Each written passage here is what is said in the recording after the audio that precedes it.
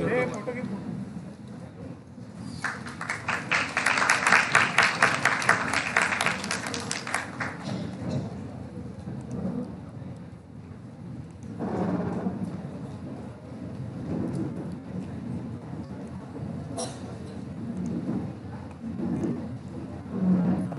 you, ma'am.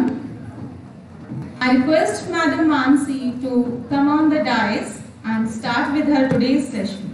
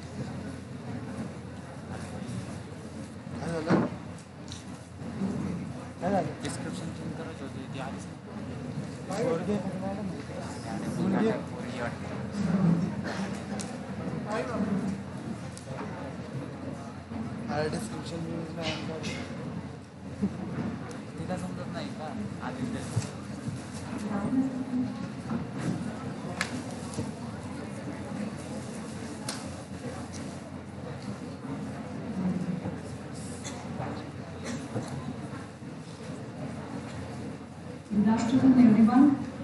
Konnichiwa. It's a greeting in Japanese. Actually, I would like to request everyone to come forward. There's a lot of empty space here, quite a few empty chairs. If you can come here. Sarani पुढे या पटपट. मी फार अवघड प्रश्न नाही विचारणार आहे. Teacher असले तरी. नाही आपलं चॅनल आहे ना म्हणून म्हणतो. म्हणजे चॅनल असं तेवढं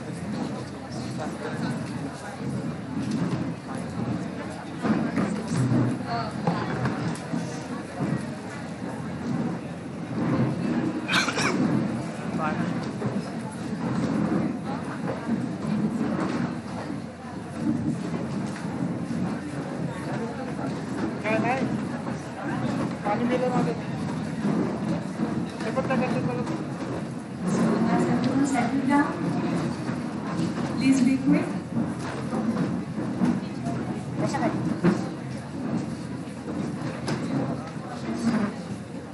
Thank you. So, my topic today is a bit generic, I would say. Japan, a new career destination, because for many years we have been focusing on Western countries, Europe and UK, USA, Australia, New Zealand, all these countries. When we think about career, getting a good job, or new opportunities for that matter, higher studies and even for jobs. But nowadays, in the last 2-3 decades, people have been thinking about Japan, and now it is proven that it's a really good destination when you are planning your career, you are planning higher education and jobs. So there is a small quiz. It's not a test, don't worry. It's a quiz, I would say tanoshi quiz. That is a joyful quiz, I would say, interesting. I'll ask a few questions. I'll give you 4 options. Okay, it's not that difficult. You just have to choose one. Are you ready? Good. So I have purposely kept Japanese script on the top. Okay, it's a question. It says, which flag is the Japanese one? Who think it's A? Anybody? No? Okay. B? No? All cricket lovers know which flag is that. Which one? Bangladesh. That's right. Which is C? Japan? No. D? Yes. Okay, Japan. That's right. So most of you have got it right. It's the flag of Japan. What is C, by the way? Does anyone know? A and C? Yeah, A is South Korea and C is? I'm curious whether you know it. Perhaps not, but it's again one more Asian country. No? Laos. Laos. There is a country called Laos. We hardly know much about Asia. Am I right? We know more about Europe let's know more about our own continent. And Japanese flag is D. So that is the correct answer. Most of you got it right. Now, where is Japan located? Any idea? Okay, I'll give you 4 options: A, B, C, D. And who thinks it's D? Raise your hands. No? Okay, C. No one. B. You go with the majority, I think. Some are in double mind, but somehow they think that A is safer. Am I right? A? All of you? Great. So, that's the right answer. A, that is Japan over there. Your homework. Or maybe if someone knows what B, C and D are. Anyone? B is a different country, C is another, and D is yet another. They are part of Asia. No? Okay. You may find out, you just have a look at world map, try to magnify it and find out these small countries in our own continent. Okay? Yeah. Yeah. This is something most of you know, right? Since childhood. Who is that? Doraemon, that's right. And he is blue in color, but that is the present. What was it in past like? What is his original color? A, B, C or D? I'm sorry, D is hidden, but C and D are green and violet. A and B are red and yellow. A or B, C or D? Okay, actually the right answer is B. Doraemon was originally yellow in color. Do you know what happened to him? If you are anime lover or animation lover as they call it, you know the story. Come on. No? You haven't watched Doraemon? It's popular in India. You have, right? Actually, Doraemon and his sister Doremi are yellow in color originally, but a dog came and he turned pale, he turned blue with fear, and his ears are cut off because of the dog. That's what the story comes like. Now, coming to a bit serious talk. These are 4 different brands. Which of these brands are Japanese? A, B, C or D? Give me answers in terms of letters, don't call the names. A, Samsung. How many think it's Samsung? Raise your hand. Samsung. Okay, 4 to 5 of them there. B, Panasonic. Oh, large majority. Okay, good. C. Oh, a couple of hands there. And D, Acer. No. Okay. As most of you got it right, it is Panasonic. That is a Japanese brand. A and C are from? Okay, China. And D, oh sorry. And D, Acer, do you know where it comes from? No one? You know that it's a brand, right? It's from Taiwan. Okay. And that is one of the countries which we had in map. One of those 4 options. Find out where. Later on, of course, not now. Now, this is a peculiar map showing something. Can you guess what it is? What does it show? Some transition, some route, something which connects a few countries in Asia. Any guesses? It's fine to guess. You may be wrong, but try. You are raising your hand? No, you are just smiling. Okay. Anyone? No one? It's a route. Some distinguished guest speakers also mentioned it actually in their speeches, if you have got them properly. No? This hint is not sufficient. Is the route Buddhism took centuries ago. From India it traveled to Japan, but it took around 1,000 years to reach Japan. Of course, olden days, we didn't have aircrafts that time. So this is how Buddhism went from India to China. Khmer, do you know what Khmer stands for? It's a different country today. It's a different name today.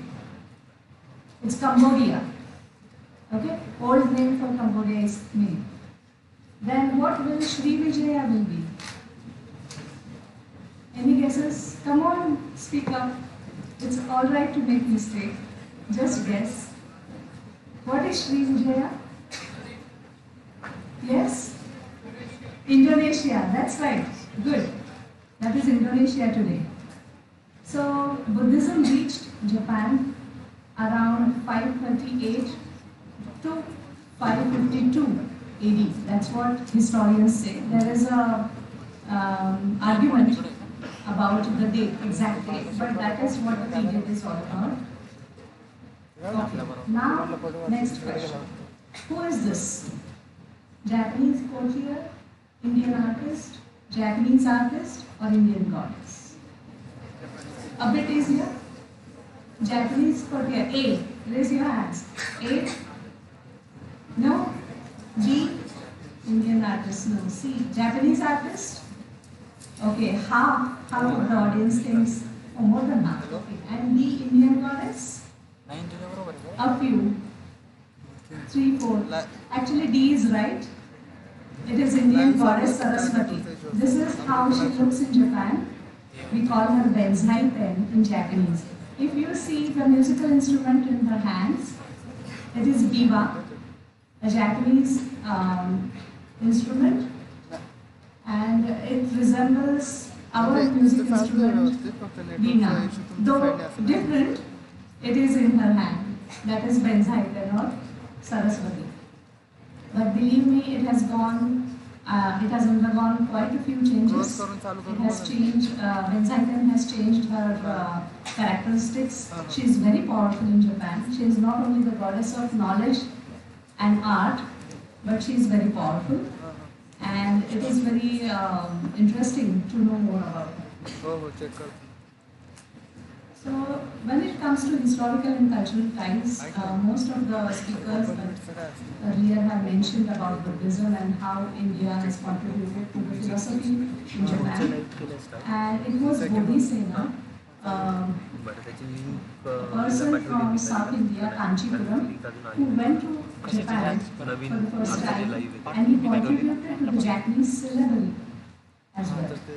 You know what syllabary is? बाराखडी म्हणतो आपण ना, alphabets अ आ इ हे काय आपल्याकडे आहे. The similar way he developed the Japanese syllabary for Japanese language. He was there to teach Sanskrit and the principles of Buddhism to Japanese people. So he has contributed not only to their philosophy and religion but also to the language. So the sequence of characters is very similar to what we have in Indian languages and in Sanskrit, of course. So most of you, as already know, there are quite a few cultural similarities and even deities in Japan. But let me tell you that these are not Hindu gods and goddesses as they are in India. They have undergone quite a few changes and they have adapted in Buddhism. Remember, don't expect the same gods there, though they are worshipped. They are a bit different. They inculcate Buddhist principles more than Hinduism. Then you may have heard of Second World War Tribunal, have you? When the Allies they won the war, Japan was prosecuted as a war criminal, and for war crimes there was a big war tribunal in Japan, and it was only Dr. Radha Vinod Paul, an Indian who stood by Japan and said that the only losers can't be treated as criminals. Okay? So even today, Japanese people do remember how Indians have stood by them. This was a very special historic moment for both the countries actually. I don't know whether the young generation in Japan and India know about it, but it is quite important. So,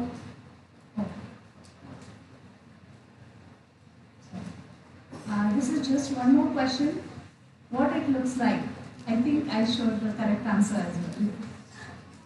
Yeah, but it's a shopping list, departmental store sections, garbage disposal categories, or things to carry for specific purpose. 4 options. Actually, yeah, I think I showed the correct answer.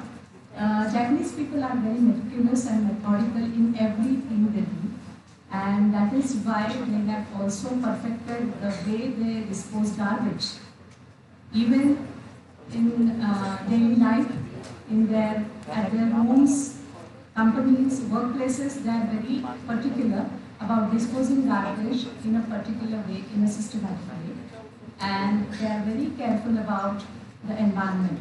They take care of the environment. So this is how it goes. There are different items categorized as per their types, and you have to dispose these items on particular days at particular time. So it's very interesting. It's not just like throwing away the garbage whenever you want, whatever you want, but this is the way how you should dispose it. Okay, something interesting. What do you think it is? A kitchen spoon, shoe horn, baseball bat, or bat? A kitchen spoon. How many think it's a kitchen spoon? Yeah, it looks like kitchen spoon. Don't worry, it's okay if you guess that. A, okay. Anyone else? No. You think? Yeah, it's a kitchen spoon. Okay, fine. Then 2, shoe horn. You know what shoe horn is? Okay. Then 3, baseball bat. No. Okay. And batter? No. Okay. See here, it's a shoe horn. It's used to wear shoes properly. A very unique product used in daily life in Japan. Very interesting, but every household has it. It's kept near the entrance of your home, and they use it daily before going to company and buy wearing shoes. It's kutsubera. These are some interesting products. Nowadays, even we have these ink pens which we can use with erasers, right? Even we have it, but they have it for the last 20 years, I think. Then some interesting, these noodles with fan you may have seen on social media. That comes with the fan. Now coming to the other ties, apart from cultural and historical, as everybody knows, our ties in terms of politics as well as economy have been very strong in last few decades, and India has been one of the biggest ODA recipient country from Japan. So actually, very unfortunately, earlier Prime Minister, Japanese Prime Minister Shinzo Abe was assassinated in July, as you may have heard before. But these 2 Prime Ministers have forged the relations more strongly in a very, very positive and optimistic way. Now, a few of you may be knowing that there is already a labor shortfall in Japan. And it is said that 1 in 3 companies in Japan are failing to meet their recruitment targets. This is something very serious as a country, as you can imagine. And 8 million is the number, which is the predicted labor shortfall by the year 2040. Imagine 8 million people falling short if compared to the needs, okay, or the requirement. So their most urgent problem is not too few jobs, but too few workers, in fact. Okay, it's the other way around in India. Am I right? Yeah. So main factors, as any logical person would think, less childbirth ratio and high life expectancy. There are many old people in Japan, and comparatively the young population is very less. Okay, so the working age population is it's predicted that the working population may dip below 60 million in 2040. Okay, it may dip below 60 million. The working population is a young generation which bears the whole load on their shoulders, right? And comparatively, the old people will be more and the society has to take care of them in terms of pension and other support facilities. So this is a very grave situation for Japan as a country. Now coming to the 70th anniversary of establishment of Indo-Japan diplomatic relations. As we know now that the cultural and historical ties are much older, the diplomatic relations, the formal diplomatic relations are around 70 years old. So actually Japan considers India as a strategic partner, a natural partner for that matter, and a friend. And India are the topmost, as I told you, the topmost recipients of ODA assistance or ODA countries from Japan, and India can certainly provide what Japan's need of manpower. It's not merely limited to engineers, and it's not only technology, but in all walks of life, in all fields, they need people. And whereas Japan, in turn, supports India in various ways. They have financed, they have assisted our infrastructure projects, large projects like bullet trains, metro trains, you may have heard of it. And they are also promoting a green environment and projects and public transportation projects, power generation projects in India. The stake is very high. They have entrusted quite a big amount to India for development. And of course, as Honorable Council General mentioned, we also share the geopolitical interests, because similar to us, Japan also worries about China and some other neighboring countries. So this puts us together as a natural friend to Japan. India and Japan are developing friendship more and more. So when it comes to such friendship, we saw how it goes socially, culturally, historically, or politically. When it comes to academics, what is the scene? What do you think? How many of you have heard Japan as a destination for higher studies? How many?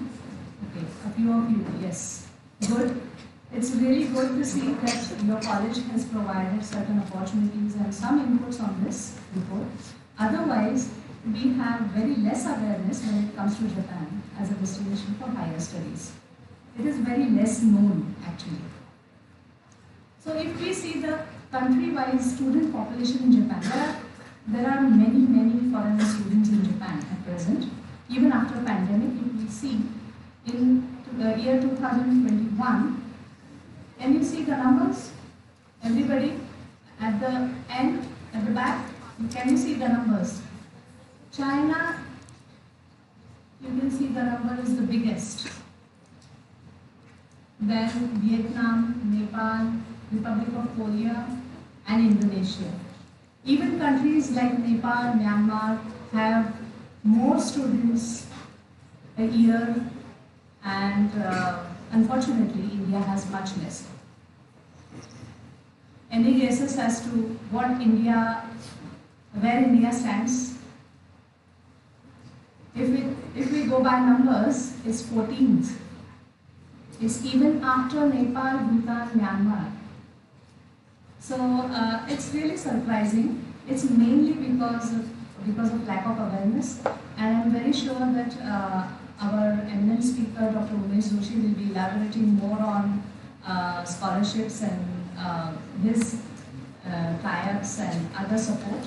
But we should think of Japan as a destination for higher studies. That's what I think, because they have very good opportunities, good colleges and universities.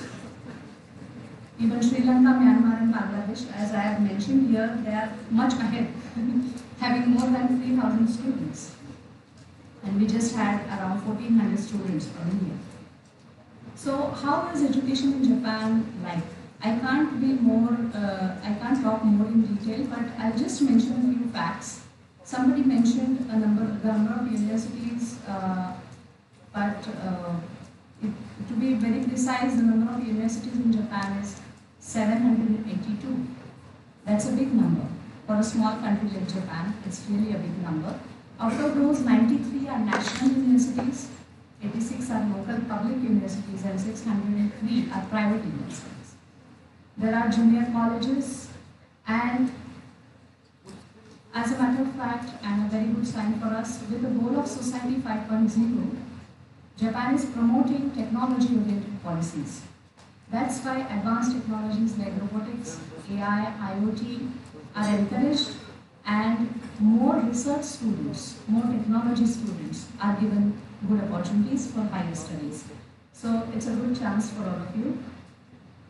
And having said that, I don't say at all that humanities and social sciences are ignored. No. In fact, Japan is a very good country when it comes to social sciences and humanities like sociology, psychology, linguistics, economics, management studies. Yes, they have very good faculty, they have very good universities. So do think about Japan. I've just taken some numbers from internet. This is an official, I forgot to mention the source, I'm really sorry. It is on the internet and it's on JASO webpage. I'll send you the links later on. If we see field-wise, humanities has the maximum number of foreigner students in Japan. More than 72,000 students belong to humanities, that is social sciences. It comes on second rank, and engineering, yes, more than 41,000 students. That takes around 16.9% of the total population of foreign students. So this is the data of the latest data available publicly, of course. It was measured, I think, in 2021. But this is the number after pandemic had begun. So the number was more in 2020, in fact, and it will rise again in 2022. That's what I think. So what opportunities do we have?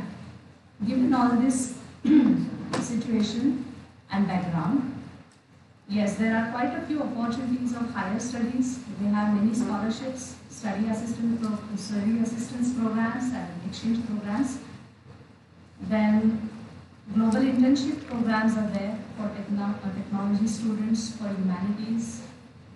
And it also, you will see, it's learning Japanese language or connecting to Japan is not merely one more line on your resume or CV as you call it, but it raises your employability to a considerable extent, to a considerable degree, because it's more about knowing one more country, their culture and business culture, more importantly, which will help you in your career. Ministry of Japan has quite a few scholarship programs. I won't be able to elaborate on this, but I think Dr. Joshi will be able to tell more about it in his speech. There are quite a few scholarships for humanities, language students. There are also undergraduate programs for 4 years, postgraduate programs for 2 years, and specialized training programs for more professional courses like architecture and animation or things like that. They also have scholarship for doctoral and postdoctoral programs. There are teacher training programs as well. So, in short, I think apart from studies, when it comes to jobs, they need technology experts with Japanese communication skills. Yes, certainly. Today everybody is talking about IT, ITES with Japanese language. There is a huge demand of such professionals. But when let me tell you, when it comes to Japanese language, it's not merely a language certification which you pass or which you get after writing an exam. It's more about oral and written communication. It's a performance because language has to be used well and correctly. So that is more important. Just a certificate won't help. So they also know that. They interview you very well, thoroughly scrutinize your potential, and then only they hire you. Then, apart from technology experts, they also need specialists and professionals from various fields. Even skilled workers are welcome. As you have heard just some time back, they have opened the doors for skilled workers, and there are various professions like nurses, mechanics, technicians, electricians. If are well equipped with the language, they are welcome to Japan. Then apart from technology, I would say these days I see good demand for coordinators. These coordinators are not specifically high-tech people or what you call techies. They may not be that, but they know both the languages and the communication styles and the differences and similarities between the two. Because when it comes to business, when two companies from two different countries come together and when they are negotiating or they are having some business deal, communication is vitally important. Am I right? If something goes wrong in negotiations, the whole deal will just get cancelled. So even in negotiations, they need good people with language skills. In projects, on project level as well, when teams from two different countries come together and work together for a certain project, they need coordinators who are there to facilitate the communication between the two teams, the technical team from India and Japan. So such people are also needed these days. The language experts from any discipline for that matter, in both government and private sector, for translation, interpretation, and even otherwise. Even writing mails in Japanese is much needed today. Of course, as any other foreign language, Japanese will also help those who are aiming to have some career in travel and tourism. So now comes the point, main point. When a student thinks of Japanese language, from practical point of view, is Japanese language difficult? And does it take some time or quite some time to learn Japanese? Am I right? These two questions always pop up in mind when you think of various languages to pursue. And if I want to pursue Japanese, is it too difficult? Then the answer for the first question is no. As a language, it's not a difficult language. Let me tell you why. See, basically, as an Indian, you are already at a distinct advantage because you are in an environment where you learn at least 3 to 3 languages in daily life. Your first language, whatever it is, Marathi, Gujarati, Tamil, Telugu, then English and Hindi, or some other regional language, right? So you have already a good developed ear for languages. You naturally tend to pick up new languages, okay? So as an Indian, let me tell you, better than any other monolingual country. We are a multilingual country, right? So you are at an advantage. Then, if you have mastered English, you can master any language in the world. I would say English is one of the hardest languages to learn. And it's not me, it's the study, or it's what linguists say, because it has many irregularities, many discrepancies, many exceptions to the rule, and compared to English, you will find that yes, less exceptions, much easier to learn as language. In Japanese, basic grammar is simple, or we think it as simple because tense or verb conjugation, all these, if you think, for example, in Marathi or many Indian languages, the verb will change as per the gender or singular or singularity or plurality of the subject and object. For example, me Mumbaila jate. But in case of a male saying this sentence, it will be me Mumbaila jato. Again, तुम्ही जाता आणि ते जातात. So see the variation our verbs will have, right? You have to remember all those rules. But in Japanese, it's same, ikimasu. Whoever goes, it's ikimasu. One or many, ikimasu. Male or female, ikimasu. Okay? So it's interesting and in a way simpler for us to learn verbs and their conjugation grammar-wise, yes.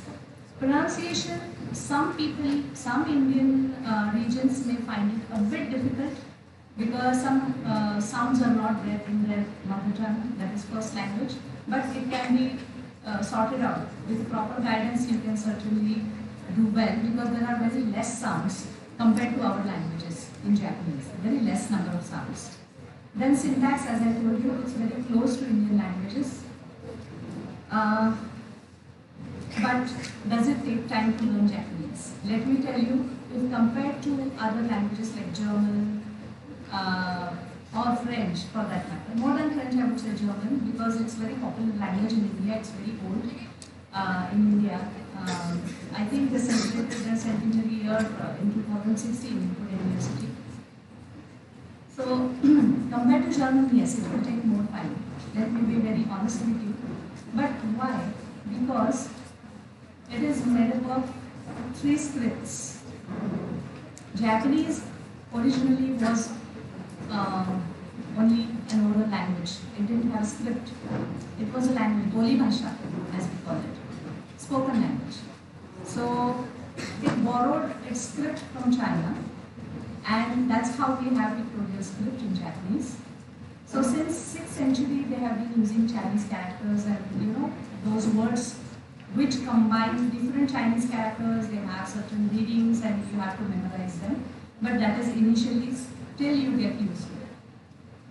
Then there are tens and thousands of English words. Actually, it comes as a relief for Indians because we are already well conversant with English, and when we have so many loan words from English, it's easier for us to remember. For example, pasophone is personal computer, or computer is computer in Japanese, or table. Can you tell me what table is? Table, that's it. So this way, many modern words will be in katakana. Okay, but the fact that it has 3 scripts is a bit intimidating. Am I right? The moment you hear that, oh my God, one language having 3 scripts, it's a lot. But don't worry, initial 2 scripts are comparatively very easy compared to the 3rd script, which is pictorial script. And if you go in a slow and steady manner, it will work. Don't just haste to master each and everything right in the beginning. It will help you. So what Japanese language will bring to you, of course, increased job options and knowing one more Oriental society apart from India, and a new perspective to look at your own society, because it gives you a 3rd person view when you learn a foreign language, and also tell you how languages operate. It's a very interesting thing to know. Once you pick up Japanese, it will be easier for you to pick up any new language for that matter, and it will also, in a way, contribute to bilateral relations. So I think I'll just skip a few things here. I just wanted to make a point that when you think of learning a Japanese language, I don't recommend a particular school or teacher, but do give enough time to learn Japanese. Don't haste. Just don't think that I want to be ready with Japanese skills in 2 months. No, not possible. It's not possible. So give sufficient time, and I think with young generation like you, it will be really a very bright future for both our countries. And more the exchange of such people, and more the exchange of thoughts and opinions and knowledge, I think will go stronger. Thank you very much.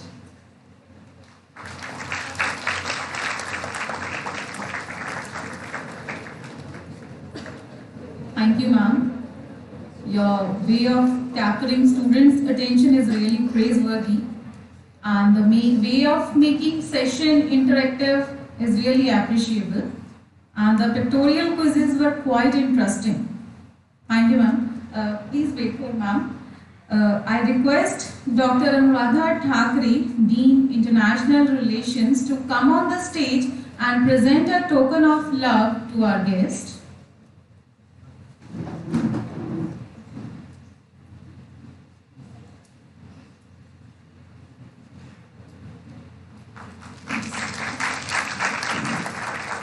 Thank you, ma'am.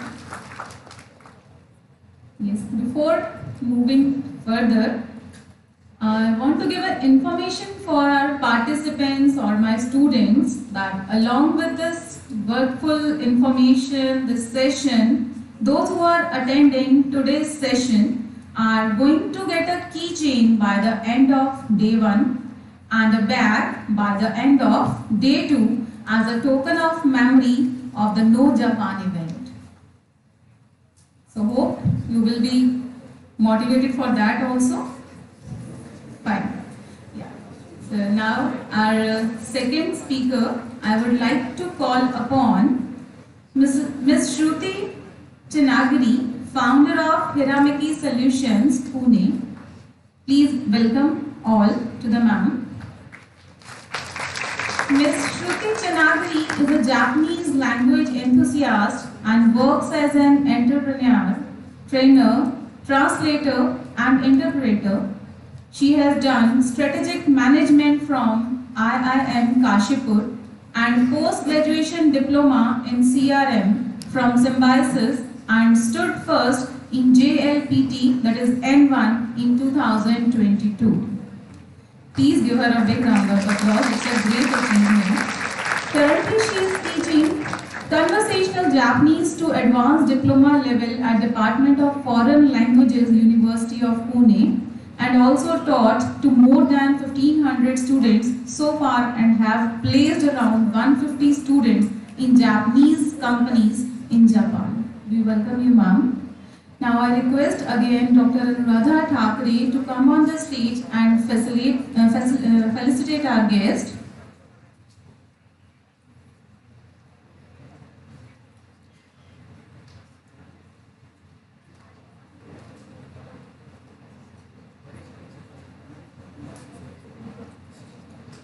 Welcome you again once again, ma'am.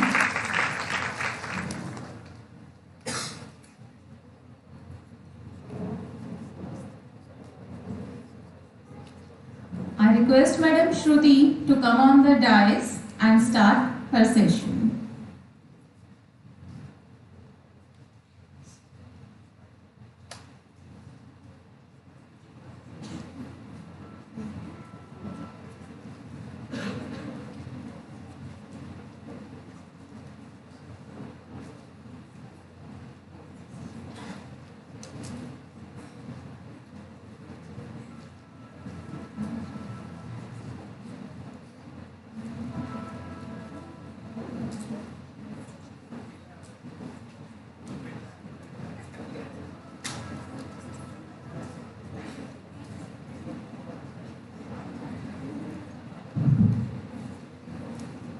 Good afternoon, everybody.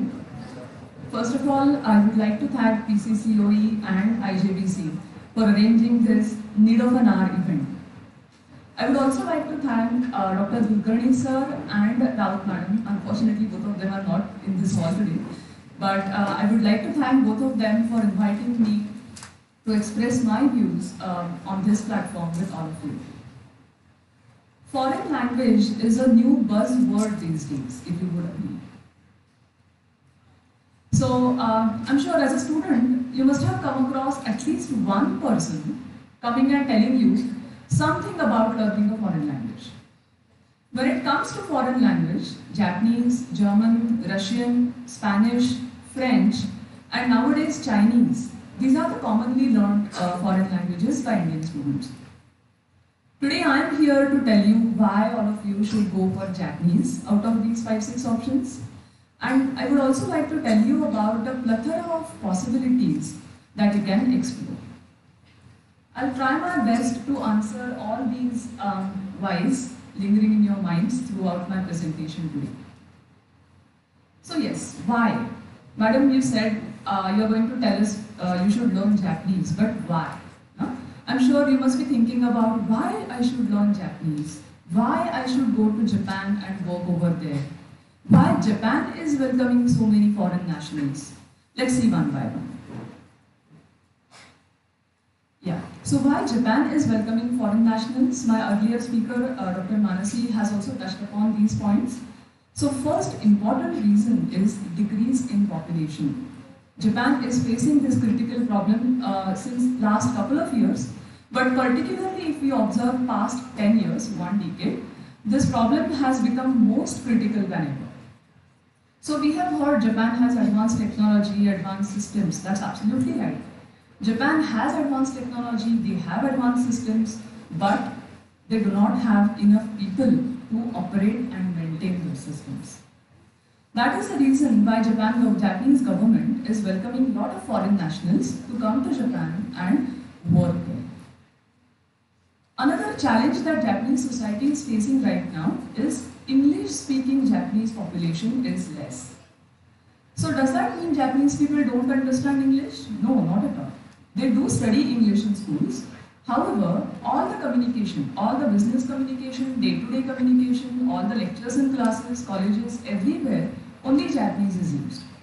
And that's the reason, whatever English they learn in the schools, they do not get an opportunity to explore it. Right?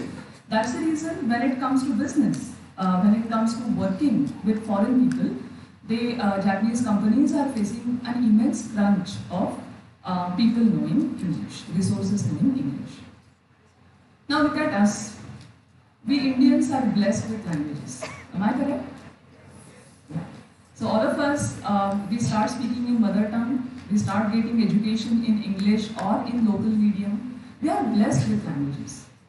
So if we could add one more language to our skill set, that is Japanese, if we could learn Japanese, then definitely we can help Japan, we can help Japanese companies to overcome this crunch. Okay? Yes, and it is not only about English. If you see, in India, up to some level official communication happens in English, but otherwise, even at workplace, we use local languages. Okay? So जेव्हा बापट आणि लिंबाळे समोर येतात तेव्हा ते मराठीतच बोलतात, इंग्लिशमध्ये नाही बोलत. So my point is, when it comes to local languages, even local understanding and knowing local languages is also very important when it comes to dealing with Japanese companies. A lot of Japanese companies are coming to India, they want to set up their businesses at various levels, and there they need all of you who can communicate to local people in the language that they understand. Yes, so Japan is going to face a huge shortage of around 8 lakh IT-related professionals. So even though I say IT-related, it is not necessarily limited to IT. Just imagine a software company. Do you think each and every employee of the software company does coding? No, right? So there are a lot of opportunities, lot of jobs available even in IT industry. So even non-engineers who wish to learn language, who wish to pursue their career in foreign languages, they also have a lot of opportunities. On the contrary, in India, we have more engineers than the actual demand. Okay? So there was this news in Times of India which mentioned that around 60% of the engineers in India are either unemployed or they do not get jobs based on their education and background. Okay? So if Japan is in need of engineers, if we have more than required engineers, then why not go ahead and fill this gap? Then if this is the situation, why shouldn't we learn Japanese and try our careers in a country like Japan, who is third largest economy in the world? If you look at the population of India in 1947, when India got independence, our population was roughly 360 million people. In 2022, after 75 years, this year we are celebrating 75 years of independence, where we observe 3.8 times increase in the population. So the population today is roughly 1,380 million people. One more demographic, if I have to talk about the demographic of Indian population, India is called as young population country. What does that mean? It means majority of our population belongs to age group 20 to 35. So this 20 to 35 age group is considered as a productive age group. So majority of the Indian population is productive today, is employable today. So in my opinion, what India can export to the world, can offer to the world is not grains, it's neither gold, but it is manpower. This is just a comparison to show you how Japan is an aging population country. Japan has a lot of old people who cannot work, who are dependent, who cannot earn. Whereas in India, we have a lot of huge population who can work, who is independent.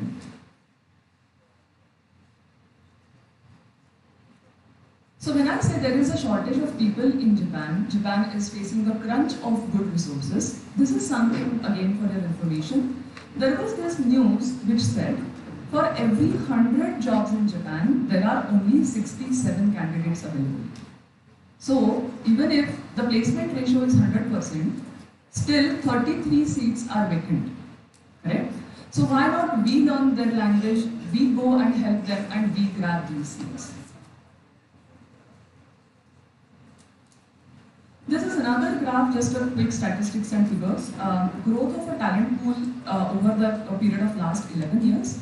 If you can see, Japan is there from bottom third.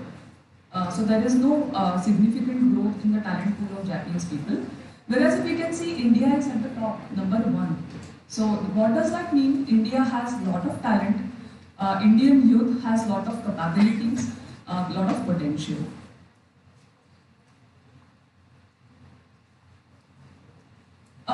If you could observe this scale, you may not be able to read the fonts, they are a little small.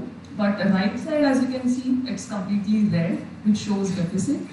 And left side is complete green, which shows surplus. Japan is there on the right second, and India is there on extreme left, which means India has a lot of surplus to offer, and Japan is facing a lot of deficit, so they need some help from outsiders.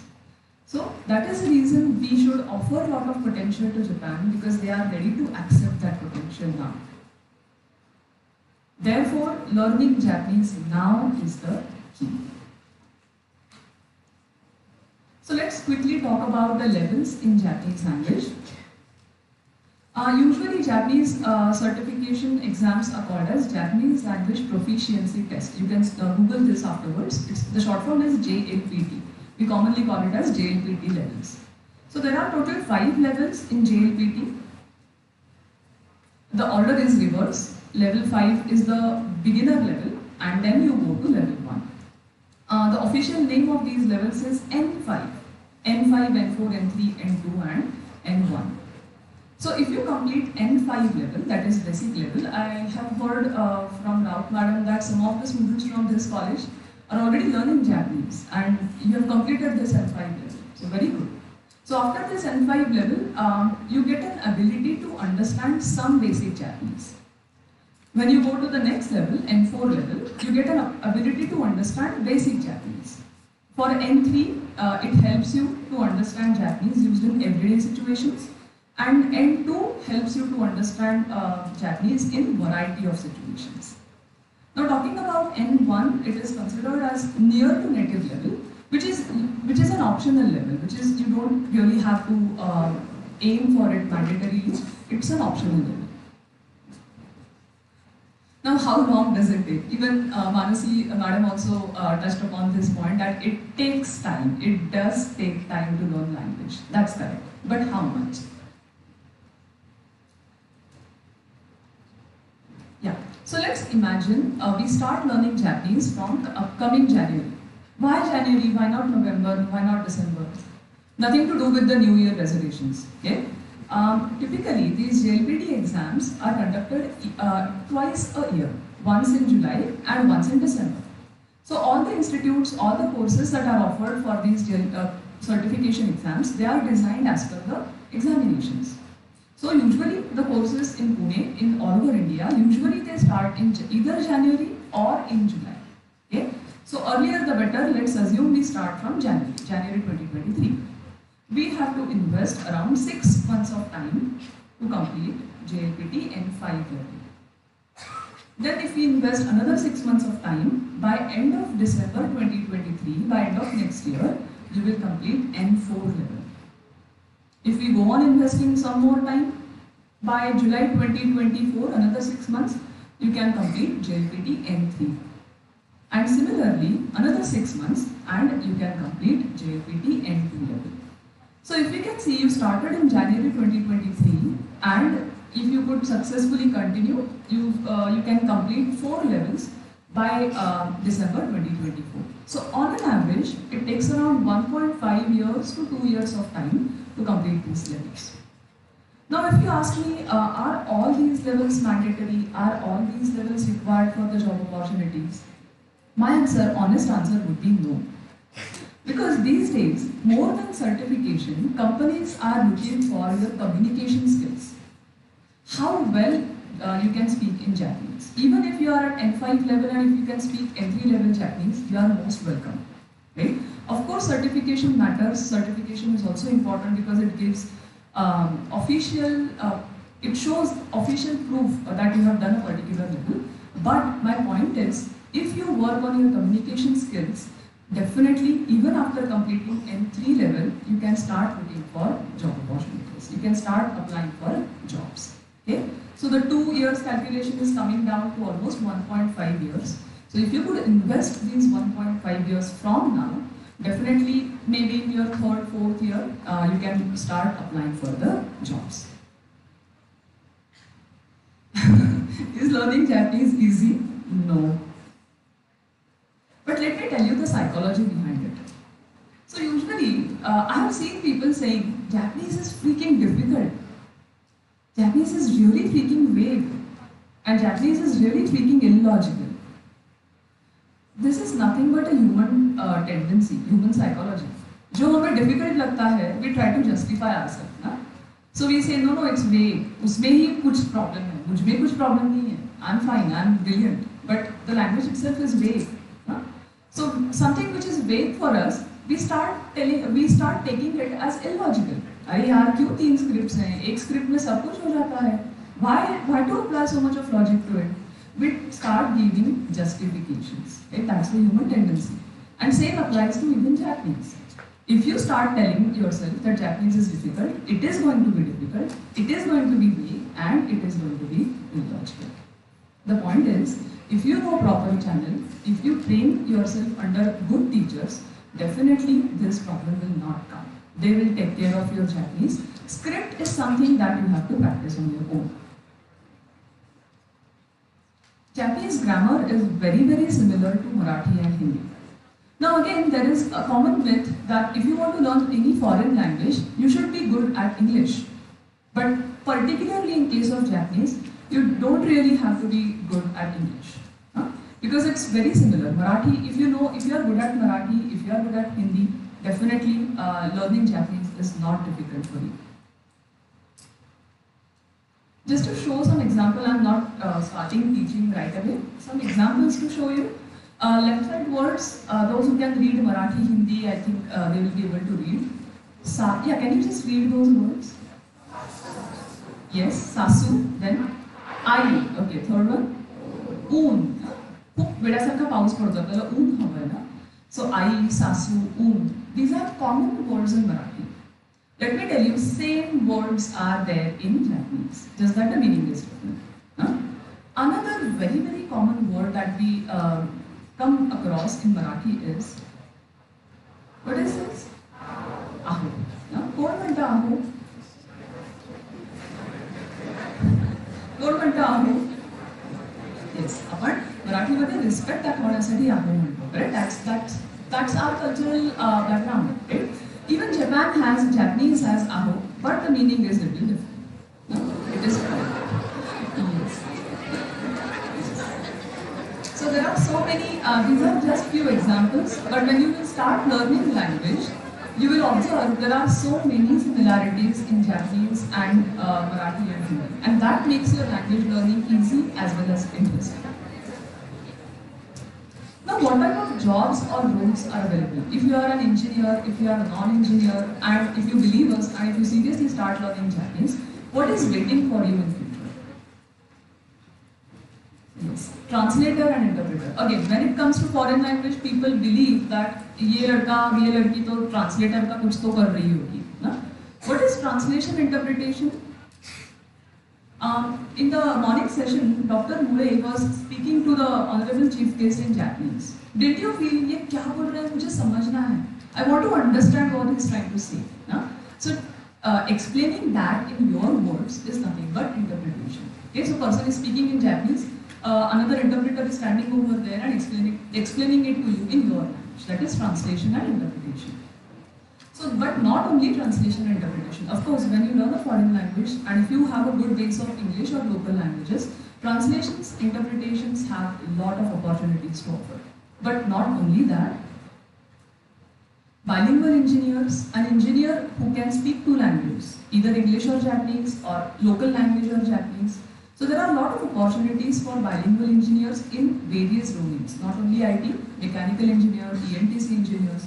Lot of opportunities are there. English teachers in Japan. If you think I am very good at English, I like to teach, then this is something you can concentrate. Lot of government and private scholarships are available through which you can go to Japan, teach English in schools and earn a very good money. Coordinator in embassy, we never think of this role. हमें embassy सिर्फ visa apply करने के लिए पता होती है. But if you know, there are various embassies, Japanese embassies in India, starting with Delhi, Mumbai, Bangalore, Chennai. Even in these embassies, they need people who can communicate in English or in local languages and in Japanese. Then business analysts, this is something even non-engineers can try for. Business analyst does not necessarily need engineering skills. If you know you have good understanding, if you can communicate well, then definitely you can go for business analyst role also. Marketing and sales, as a lot of Japanese companies are coming out of Japan, trying out businesses in global market, again they have to communicate majorly in English. So they need people in marketing and sales also. Customer service management, there are companies like Fujitsu, Accenture, IBM, who are hiring a lot of bilingual resources these days. Why? Because this customer service work, which used to happen in Japan a few years ago, is now being outsourced. And these are the companies, Fujitsu, IBM, these are the companies who are handling all this work. And for that, again, they need people who understand languages. Tourism and hospitality, lot of Japanese, India is a boom in Japan. They are crazy about India. They want to come to India, travel India, they want to go to Varanasi, they even want to go to Ganga River. Similarly, a lot of Indians are now exploring Japan as a tourism option. So if you have interest in tourism and hospitality, if you know the necessary languages, you can create wonders in this industry also. Bilingual software tester. Now, when I say software tester, again, people think this is something self engineers can do. Not at all. If you are good at pointing out mistakes, you can be a good tester. Yeah? And I'm sure being Punekars don't need that skill. We already have it. Pointing out mistakes. So if you are good at pointing out mistakes, then there is a lot of scope for you as a tester. Just that you need to do some certifications to get the technical knowledge of it, but yes, anyone can do this if you have interest. Designers in mechanical industry, other industries. Bilingual SMEs, subject matter experts. So if you have good knowledge of, say, particular engineering domain, you can be a bridge between Indian company and Japanese company, and you can play a role of SMEs. Bilingual consultants. So the point over here is, if you learn a foreign language, your job is not only limited to translator or interpreter. Okay? There are so many opportunities. Just ask yourself what is your inclination, and then you can look for the opportunities. Sector-wise, if we have to see, IT, starting with IT and software, lot of sectors are there where you can find jobs if you learn Japanese.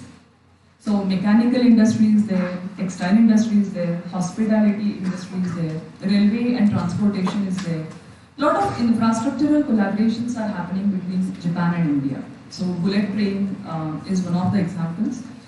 So there also they need people who understand the languages and who can help in conducting the work smoothly. Then FMCG industries, automobile, Japan's automobile industry is quite popular. Semiconductors, then pharmaceutical, then bio industry. You just name the industry and it is there. It's not that it is limited only to IT. So with this, I come to an end of my presentation. Last but not least, be patient. Invest your time in around 1.5 to 2 years of your time and continue studying Japanese. Don't think about opportunities, success, money. If you could love Japanese, if you could learn Japanese dedicatedly, everything will follow you. Thank you very much.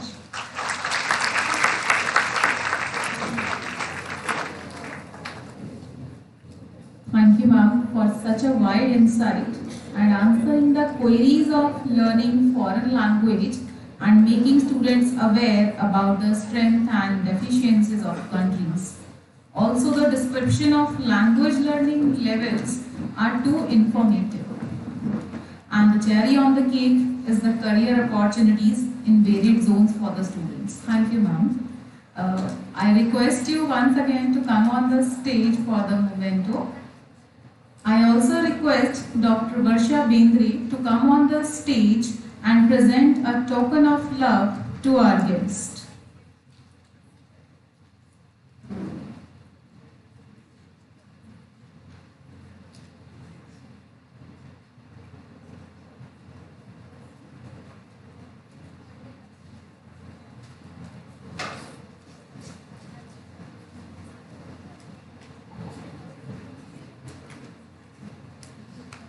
Thank you, ma'am, once again.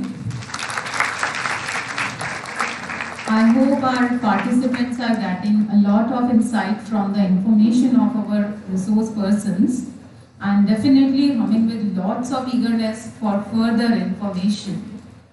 So, to give a final elaboration to our first session of No Japan is going to be given by our third resource person of the session, Dr. Umesh Joshi, MD at Aura Pharmaceuticals, Pune. Sir, I request to please come on the stage. Mr. Umesh Joshi is the founder of Aura Pharmaceuticals and Fine Chemicals Private Limited. He is an entrepreneur holding an MSc and a degree of doctorate. He has received Mombusho postdoctoral fellowship from the Government of Japan. His company manufactures fine chemicals and intermediates required by pharma, agro, perfumery, pigments and polymer industries. I welcome you, sir, for this event. I request Dr. Varsha Bendre, Associate Professor ENTC Department, to come on the stage and felicitate our guest. Please welcome.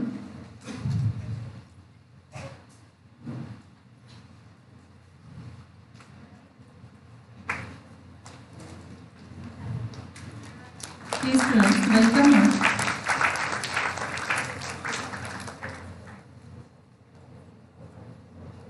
Thank you, ma'am. Sir, I request you to come on the dais. Please take it and start with your session.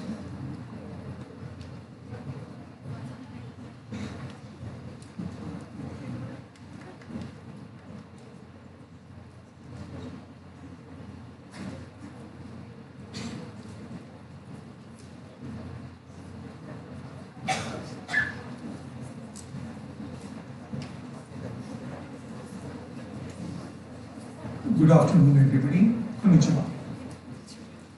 I am happy that the hall is full. I thank the organizers for inviting me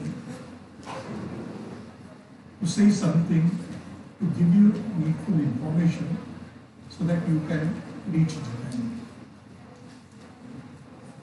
I represent YOSAI, Mombusho Scholars Association of India, as its vice president. Our objective is to guide students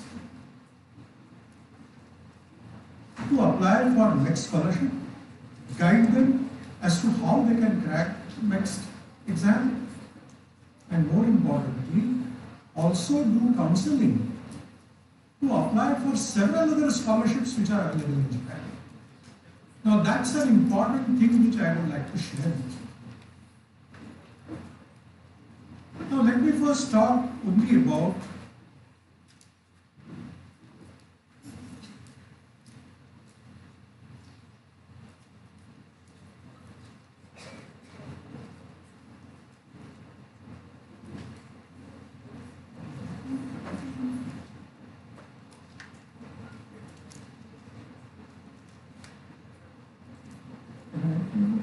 next slide. This is going to be next slide.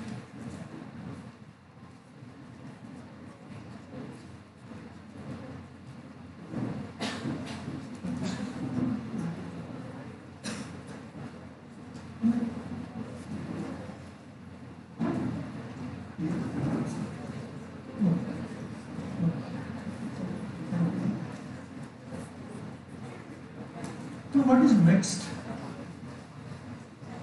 It is essentially Ministry of Education in Japan, and they provide scholarships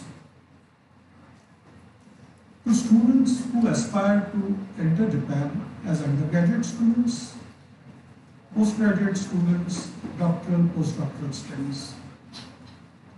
I happen to be a postdoc researcher in Chiba University, Japan.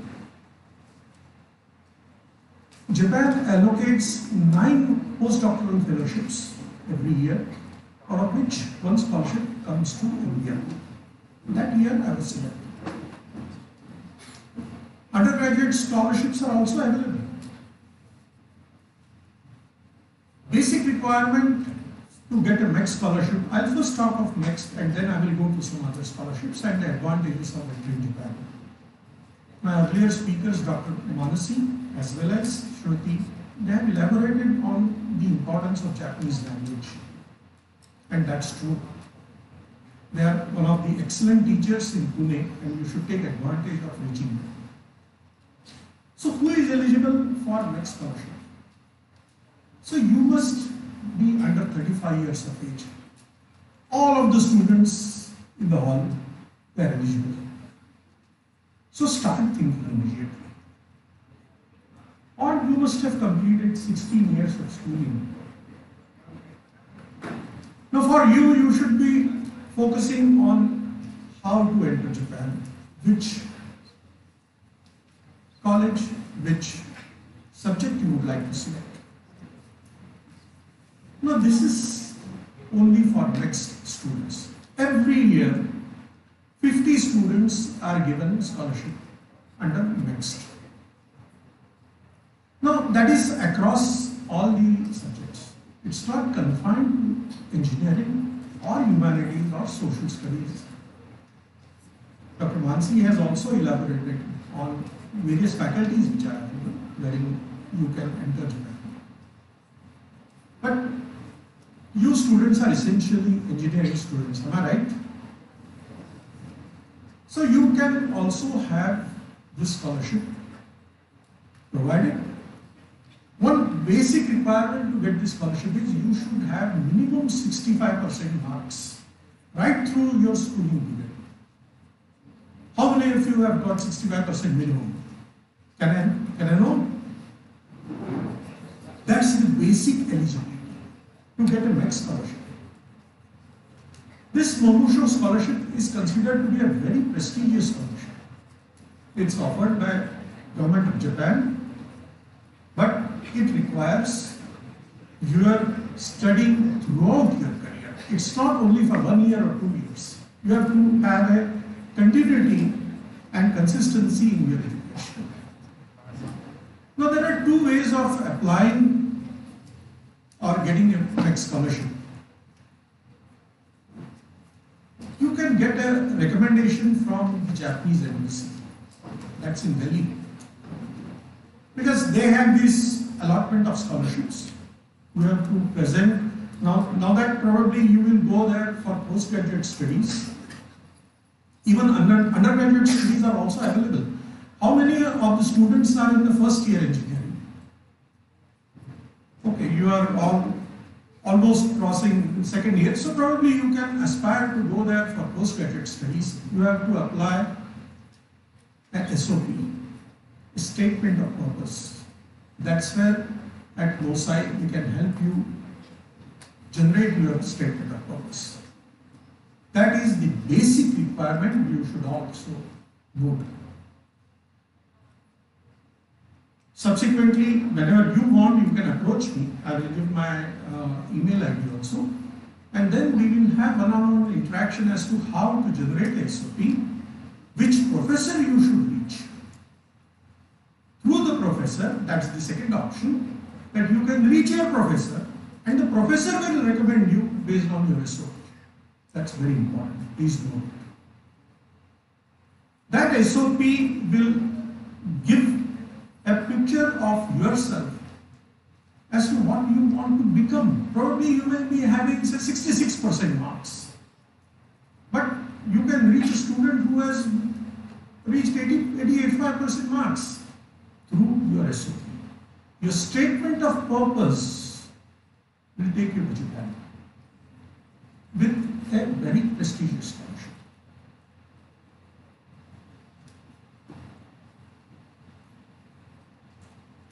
What is the scholarship amount? This is next. It is 143,000 yen. For master's students, it is 144,000 yen multiplied by 0.7. That works to almost 70,000-80,000 rupees a month. It's not only the amount, it is the prestige which comes with it.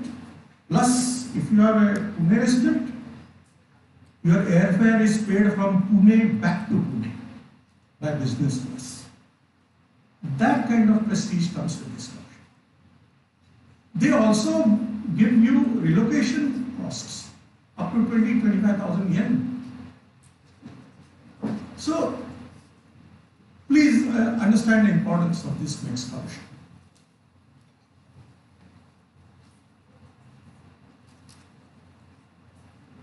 Now, let me come back to the other scholarships that are available.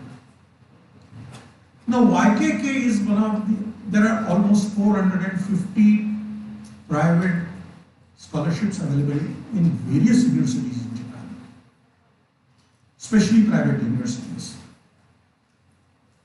They offer up to 200,000 yen a month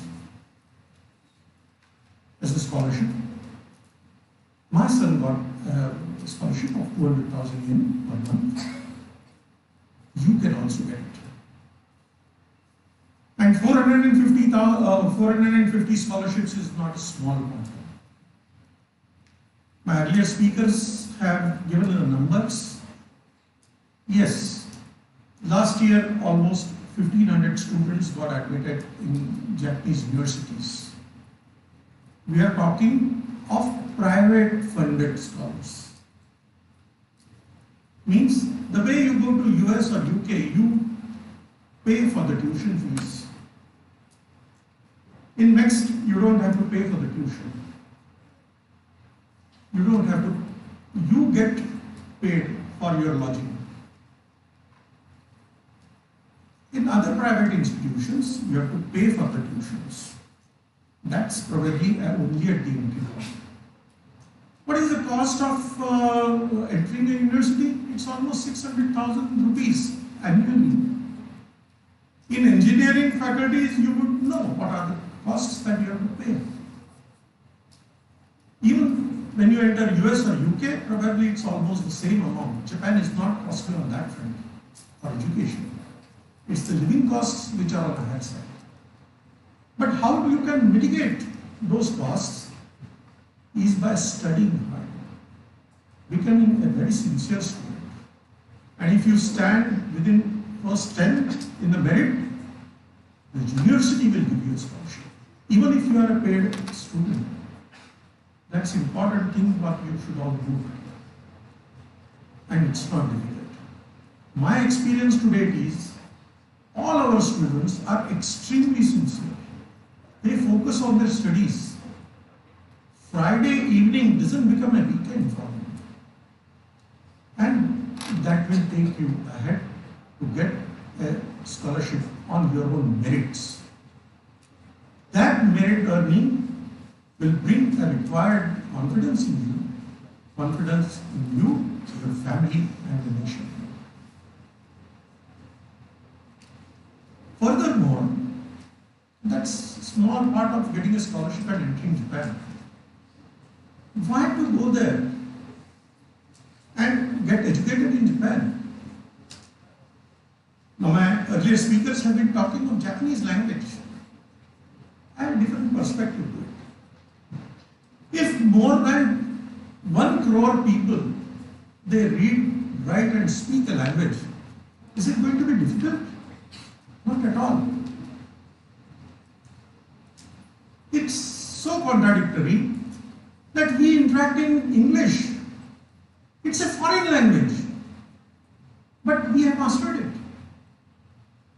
I will add a small word to it. We have a genetic imprint to study more languages. And English, is a foreign language which we have mastered without knowing that it is a foreign language that we have to learn. And with good Japanese language teachers in Pune, I think you should be very confident. Shruti madam mentioned 7.5 years. Probably if you work hard and communicate in that language, as she has also very rightly pointed out, you should be in a position to communicate in the language. My experience is, when I went to Japan, I didn't know any Japanese. I couldn't speak. I was a postdoc researcher, so I was not required to learn Japanese language. For first 3 months, मी मूकबधीर होतो. मी बोलायचो ते कोणाला कळायचं नाही. ते बोलायचे ते मला कळायचं.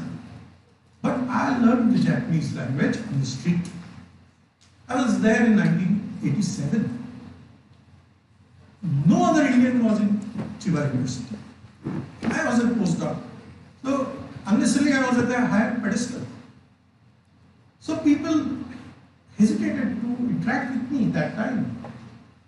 Then I started learning Japanese language from street vendor, from vegetable fruit vendor, in a supermarket. Importantly, I used to first listen TV in Japanese language. I didn't understand anything to start with. But the pronunciation hits you. You start learning the language through that pronunciation and then attempting it. Yes, people used to laugh to start with. Hey, yeah. Why to feel shy? You are learning. Nothing to feel shy when you are learning. And your mistakes improve. This is for the life. You can always master it over a period of time. Get trained through professional teachers. But I didn't have that opportunity that time. But I could surpass it due to my genetic potential. And you all have that. So please remember not to hesitate speaking in Japanese, even if you feel that you are making a mistake. Now, after getting studied in Japan, my earlier speakers have also mentioned that you have plethora of jobs available. The moment you prove your sincerity, your honesty, your hard work capabilities, please be sure that you will get a job in Japan. Not a single example exists wherein somebody has to return back. All the people, all the students who have gone there, I know they have got a very good placement and they are very happy staying in Japan. There is one more side to getting studied in Japan and getting gainful employment. Because finally that is the objective while you are studying. You should get gainful employment, which cannot be assured even in UK or US. Japan, you will be 100% sure that you will get an employment. It can be in Japan. It can be in Japanese companies in India. Or, that also one thing you all should know, that Japan has very small land space. So Japan has expanded across the globe. All the Japanese companies, they exist across the globe. And that's the other potential employment opportunity if you study in Japan, have Japanese language skills, then you can be placed by a Japanese company, say in Indonesia. It can be in Africa. It can be in US. It can be in India. So, please consider the variety of opportunities that will be available for you once you study Japanese language and study for your post-graduation, doctoral courses or postdoc studies in Japan. Just to give you a small example, but that was back in 1989, I got an employment but I was placed in Indonesia. But Mera Bharat Mahan, I came back. I got an employment in 1989 in Mitsui Petrochemicals. I returned back for my personal reasons, but it's not necessary that you should come back here only. You have an opportunity which I have experienced in outside Japan, inside Japan as well. There is another important aspect to studying in Japan. In any case, Japan is a very developed nation. You have all the facilities there which you may not see across in other parts of the world, including US and UK. And that is, you learn their culture without knowing that you are learning their culture. And one of the most important aspects of Japanese culture is self-discipline. That's very rare. None of the countries across the globe you will see self-discipline. In Singapore you will see discipline, but it's more imposed. In Japan, it comes from within. Dr. Muley mentioned one of the examples that the purse was returned with no time. Now, it was Harshvardhan Patilji who mentioned it. And there are several anecdotes of that type that you see in Japan. And that's one thing which will make you a good human being, a good citizen of any nation that you study.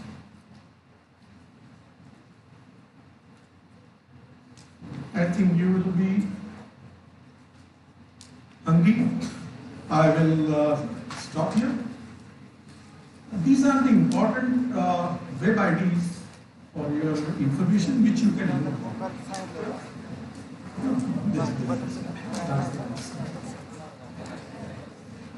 Now you can reach the web pages for all your scholarship requirements. They are given on these websites. Plus, I have given my email ID also.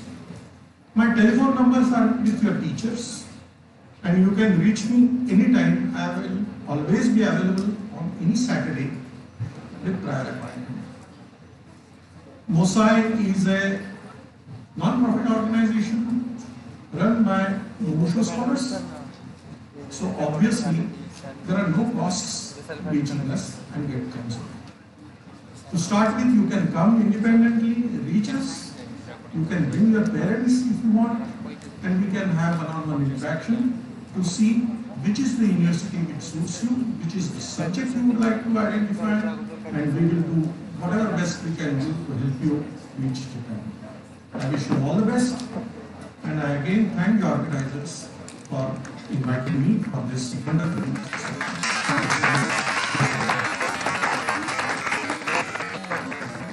Thank you, sir.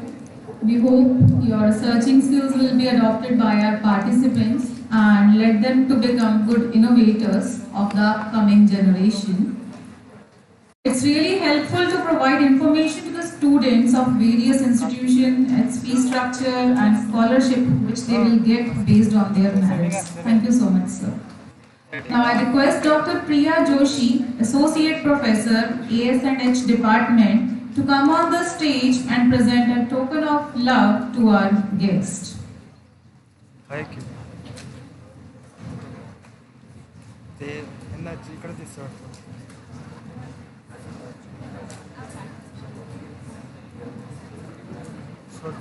We thank you once again with this, sir.